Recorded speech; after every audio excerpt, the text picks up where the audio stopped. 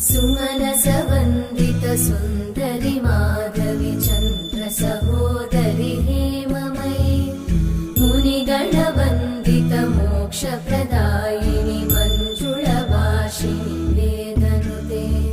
पङ्कजवासिनि देव सुपूजित सद्गुणवर्षिणि शान्तियुते जय जय हे मधुसूदन कामिनि आदिलक्ष्मि जय पालय माम्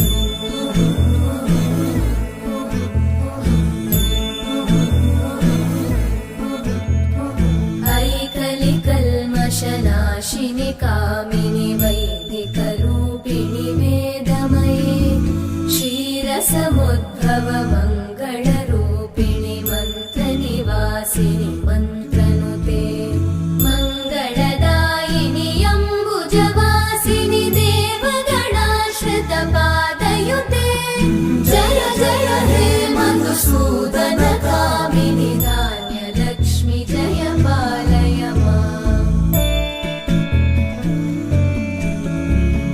जय वरवर्णिनि वैष्णवि भार्गवि मन्त्रस्वरूपिणि मन्त्रमये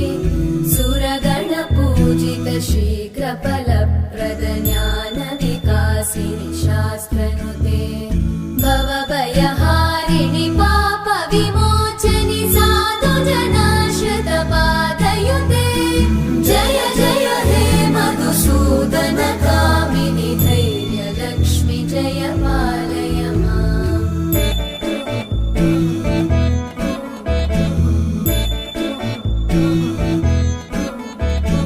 जय जय दुर्गतिनाशिनि कामिनि सर्वफलप्रद शास्त्रमये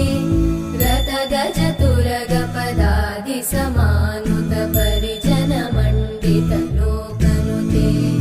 हरिहर ब्रह्म सुपूजित सेवित तापनिवारिणि पादयुते जय जय हे मधुसूदन कामिनि श्रीगजलक्ष्मी पालय माम्